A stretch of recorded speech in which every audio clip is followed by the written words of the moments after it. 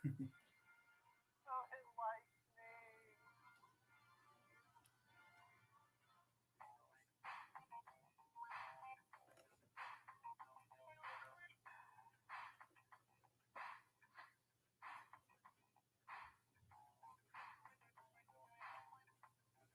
And that makes five of the six Infinity Stones. Now I've got the Soul Stone to go with the other ones that I've previously made. This wasn't that easy of a build. Not really. I mean, it went quick, but but I've got one. So okay, taken care of. I've only got one left, and that's going to be the Power Stone. Now, the Power Stone's a pretty ornate, detailed orb that it sits in, right? So what I'm thinking about doing is 3D printing that, and then I'll just glue it together, and I can make another small little stone that glows that goes inside of it, and then all I really need to do is paint it.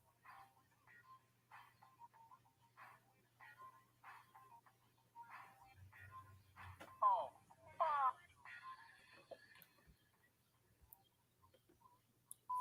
Joe's no dummy. He wasn't going to fall off the roof, and I wasn't going to really throw him off the roof. So we needed a full dummy of Joe. What I've got is a piece of couch foam that Felicia had given me from an old couch that she stripped apart, and I cut that into roughly a torso shape. These old electric bread knives work really well for cutting up foam. Just make sure your old electric bread knife isn't too old. So I ended up using the bandsaw. Cut down a rough torso shape, knock the corners off, and then for the arms, I just used some pool noodles. I cut these to approximately how long his arms were, and then added in a cut in order to make an elbow, because I want these to flex to the right point, not like a pool noodle. And then for the legs, it's more foam. I just cut out two separate pieces for each leg, a thigh and a calf, and once they were roughly shaped, put in a whole bunch of duct tape to try and make it neat, but I don't really want this to come apart. And then for the head, I'm just going to use a styrofoam head because why not? Head's a head, it'll be fine. And now I've got a Buster version of Joe. I just need to hope that he'll show up actually wearing a long sleeve shirt. It's almost like we're in a high place. It's almost like we're in a high. Yeah. It burns. Oh, there's the end. Like I'm the big city.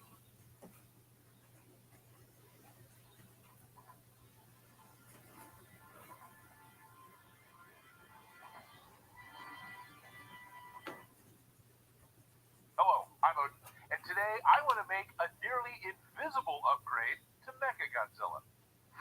I'm going to make an internal skeleton so I can display him, and I want to make something so I can plug the eyes in and they'll stay lit up. What I really need to do is improve what I've been using. Now, what I've been using is just a simple thing that I had, right? I've been putting Mecha Godzilla onto a C-stand. C-stand is a piece of photography equipment where you can easily raise it up, and it's designed to fold up flat and easy to transport, right? This works really well. I just put my head cast here, and then I build the whole costume, let it hang off the head cast.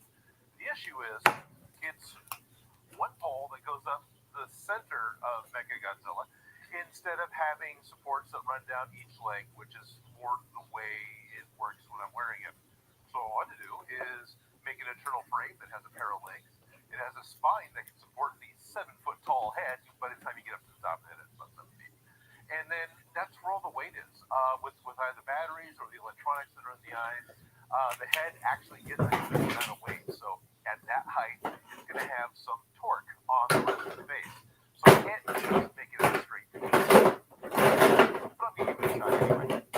I got all the measurements of the footprint of Mechagodzilla.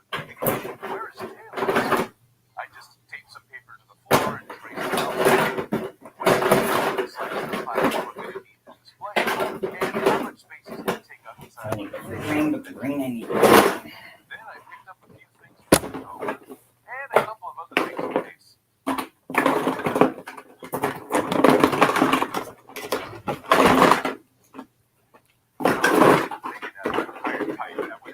And there it is.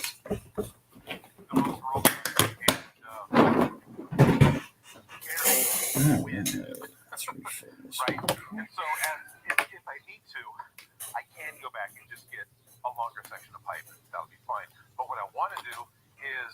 make it so these attach to the display base, which will be a wooden base, and then it runs up with some Schedule 40 PVC over it. But I've got a stronger base, and then the actual connection, the pelvis that goes up to the spine, will still be iron.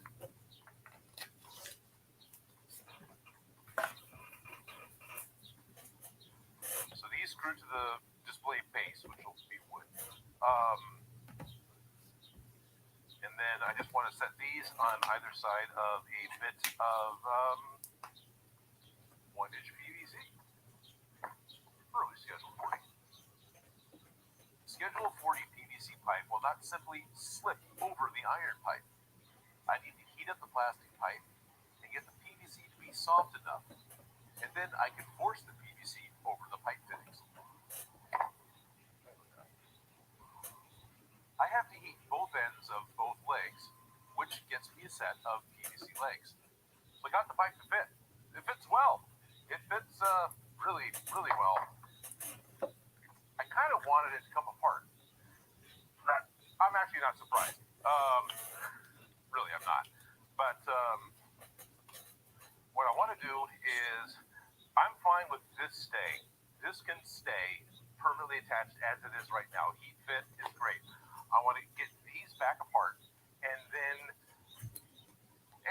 I talked a lot, and what I wanted to do didn't really work. So let's just fast forward a little bit to the point where I just accept that I'm going to have to cut the PVC pipe and then use a coupler to fit the legs back together. You might be thinking, well, just assemble the legs, then attach everything to the wooden base. You don't have to cut the pipe. Well, that won't work because I need to start assembling the costume on the PVC pipes before I attach the pelvis part. One thing I'm going to need to remember to bring is a rubber mallet so I can get these plastic pipes back apart when the show is done. The spine is added the same way, but there's only one spine piece, so this can be simply threaded together. Yeah, there you go. Good. I already have a small base that I can use now for testing and assembly. I'll screw the legs onto the base and figure out where to cut the spine pipe.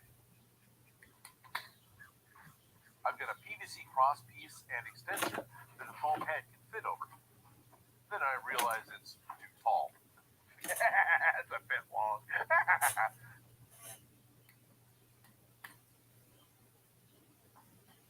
It's hokey, but it'll hold the costume up in the air.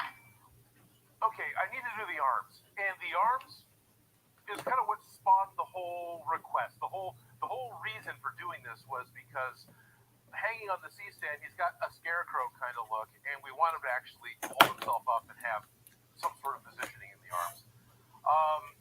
This is a little low, but with the way the costume works, it's going to be okay because ultimately the pipe coming out isn't as thick as my arm, so it's going to work.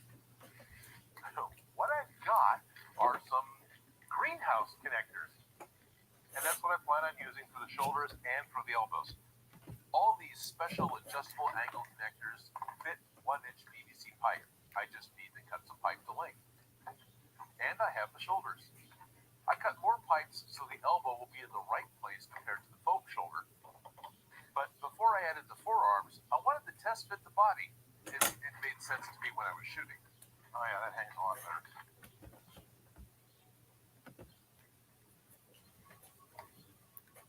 Seriously, never skip arm day. All right. That's kind of it. This should work just fine for version 1. If something needs to be changed, I can change that for a future con.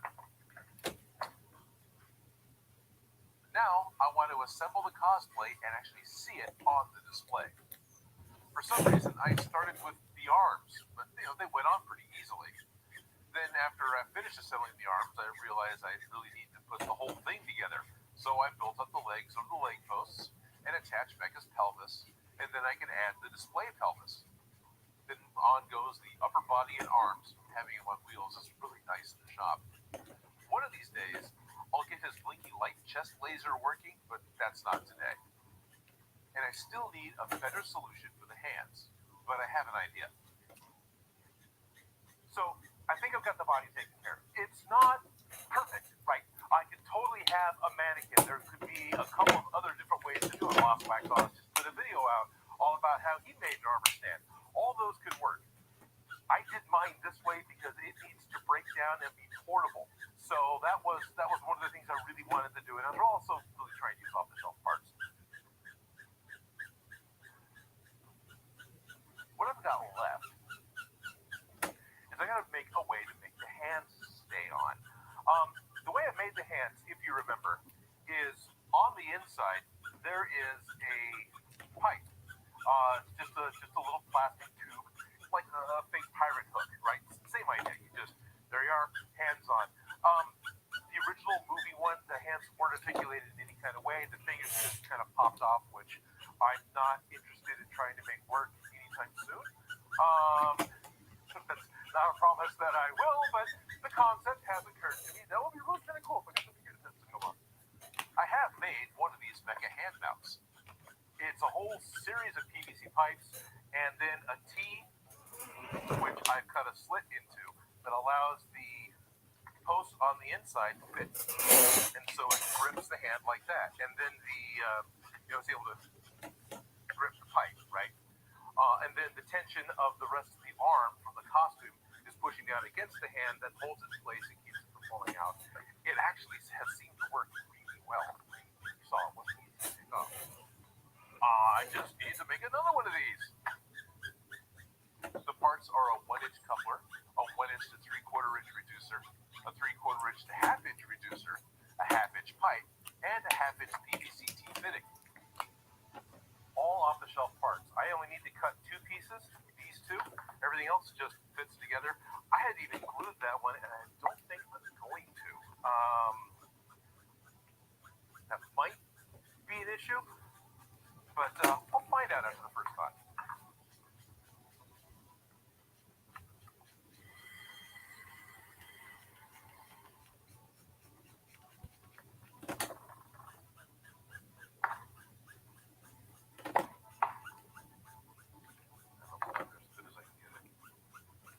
Watch me mess this up, but I'll have to totally cut a whole new one. That's fine. Delicately cut the section out of the PVC fitting. And really, that's it. These should work just fine. And they're just as simply complicated as I seem to like to make things. The mount just pokes out from the cuff of the sleeve. Get ready for... Which lets me slip the hand into the sleeve and over the PVC mount. Then the grippy tube inside of the hand fits into the cut PVC T. Like it or not, that's all he ever was in the movie. He just kind of held his hands out there. So, all right, there we go. The last thing I want to do is work on the eyes a little bit. There's not a lot I'm going to change in the head itself.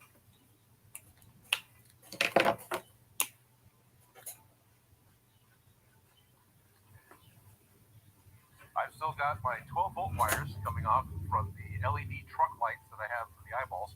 All I need to do is hook up a 12-volt power supply, and these will work. This was used, I think, to power a signal repeater or something for a long cable run. Whatever, it doesn't matter. It's a 12-volt power supply, so I saved it for that. I can attach a small length of video cable, and then attach a video test lead. This is some old equipment I've had for a while. The clips separate the inner and the outer cable wires. I should be getting 12-volt power from the wall to these points, and I can just take these and connect them. Let's make sure it works.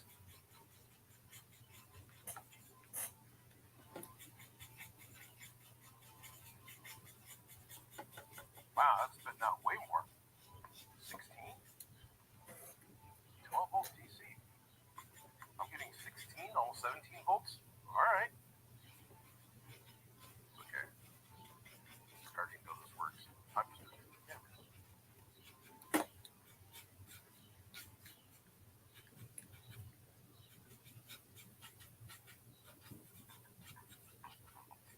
It'll be on full bright the entire con. Good. I don't want to leave it on like this all the time. LEDs do have an active life. There's only so many thousands and tens of thousands of hours that they're going to run. So So I don't want to like plug them in and leave them plugged in here in the shop forever and a day, but I have no problem plugging them in for a con. Okay, so this works great for a static display. I think I was going to go and make a complicated extra wire. No, I think I'll run an extension cord. Done. All right. Yeah, it was amazing. Hello. Materials I used to make this video, I either had in the shop or I went out and picked up locally. I put a list in the description. That's pretty much all I'm going to do. He just needs a little bit of TLC. He's good to go. I'm going to reglue a couple of seams that are down by the feet when I do fully take them apart and put them into the roll-away tote that I purchased just for, well, for transport from here on out. He's been being shoved in a cardboard box. He's been upgraded to a plastic tote with wheels. So, yeah, enjoy your new ride. So I do a little bit of gluing, nothing special, just re-gluing seams. If you've ever cosplayed before, you know exactly what I'm talking about. I'm going to be bringing the big guy with me down to WonderCon in Anaheim, California this weekend. That's going to be the April 1st, April 2nd, April 3rd of 2022. He is going to be on display at the Hero Within booth. That's a clothing company that just got the rights to be able to make Godzilla clothing. They're making t-shirts and hoodies. The designs look really cool, so I'm pretty excited to be part of it. He's going to be an attraction. He's going to be there the whole time. I will come and go. I don't believe I have to stay at the booth, so I'm going to actually get to wander around and enjoy the con for the con. I haven't done that in years. So if you're going to be there with this short notice, then awesome. I'd love to see you. I'd love to meet up with you. I'd love to say hi. I'll be bringing some of my new Mecha Godzilla stickers with me. So that would be really cool. If you're watching this in the future, and as the video lives on past just this weekend, well, don't worry, he'll be going to more cons. I'm going to be having him at the SAC Anime Cons for the foreseeable future, and any other place that I can get him to. He's kind of bulky to move around. He'll be going because I'm really happy with this cosplay. I'm really happy that I finally made one of my childhood monsters something that I can wear, something that I can wear around, and that I'm getting. You know, he's taking me to con. That's a pretty cool. That's a nice little trade, right? Little trade. But I do know that there's going to be lots of different ways you can make a large robotic kaiju from foam. But this is how Odin makes.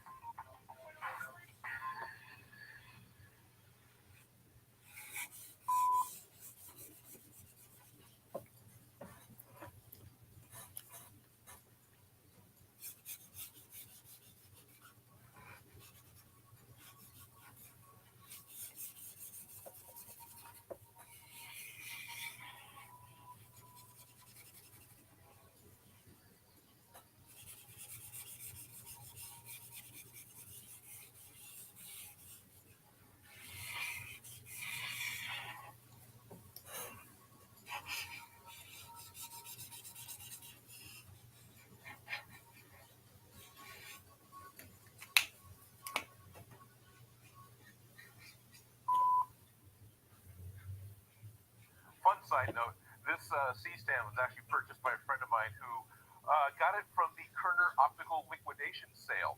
This is when Kerner Optical closed their doors and moved and sold off a lot of their assets. Who's Kerner Optical? Well, you probably know them by a different name. Industrial Light and Magic. The actual location was generally called Kerner Optical. So this particular C-stand might have some fun history. I like to think that, you know, with its age, it might have been in one of the Star Wars movies, maybe. I want to thank Christopher Chamberlain, Mark Boyan, Skybite, and all of my Patreon supporters. Patreon members at the $5 and above level get access to my private Discord, which includes weekly games with me, prop-related chat, and early access to live streams. My Patreon support is the #1 thing that makes this show possible. If you like the video, don't forget to subscribe. Have an idea for something for me to make? Please leave a comment below. And if you make any of these projects, you can send me a picture.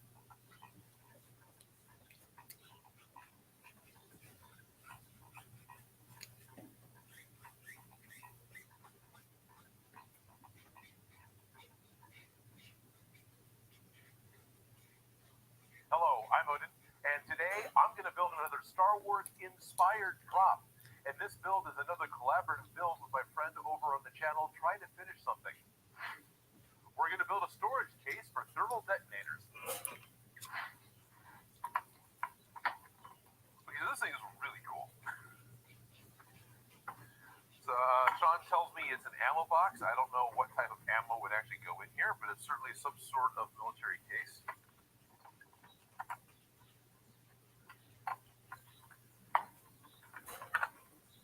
It's pretty much ready to go as is. Okay. I do really like the look of the case and the way the lock twists shut. What I plan to put inside isn't going to weigh a whole lot, so I'm going to need to add a counterweight to the bottom so the lid won't tip the case over even when I'm finished. Sean's got a set of 3D printed thermal detonators that we actually want to put into the case. The case has a reason, right? The case is the container that holds his 4 thermal detonators. It's just fine, like an egg carton. The 3D printed props were made by Clever 3D Studio and Etsy, and the printing is top notch. The parts fit together really well, and I don't see any 3D support marks on the outside of these props. I know he'll probably want to spruce up a little bit of painting, which is cool. Gonna do a foam insert, gonna do a little bit of paneling to it, and I think I'd like to put a light in it. I want to make it do something. I have some black foam that should be perfect for the inside. This foam is left over from the airsoft minigun that I modified for the League of Legends arcade experience. And since it protected armaments previously, I feel like it's the right stuff to use today. But I have a limited amount, so I decided to make a prototype piece first. I cut a small piece and press it into the lid, making an impression that I can use for cutting. And I do what I can to keep the sides square, but the corners need to be rounded. So I want to say thank you, Adam Savage, for talking about using this cookie cutter set as circle templates, because I can find a cookie cutter circle that's very close and then trace them to make the corners. Cut it out, and it's a near perfect fit. I have the shape for the foam, but now I need to figure out just how big of a circle the detonators need. I find a really good fit, and at the same time, Sean gives me a hand with a counterbalance weight. What I have is a large bolt that would be great for the counterweight in the box. It was just a little too long to fit. So Sean had cut off the end of the hacksaw, and now it fits, and I can bury it in hot glue so it won't roll around to the bottom of the case. I have space for 4 thermal detonators to fit inside, and a small spot on the side for some LEDs. I like to use cardboard or paper patterns, so I transfer my prototype foam shape onto some cardboard, cut it out, and mark an equal amount of space all the way around the pattern.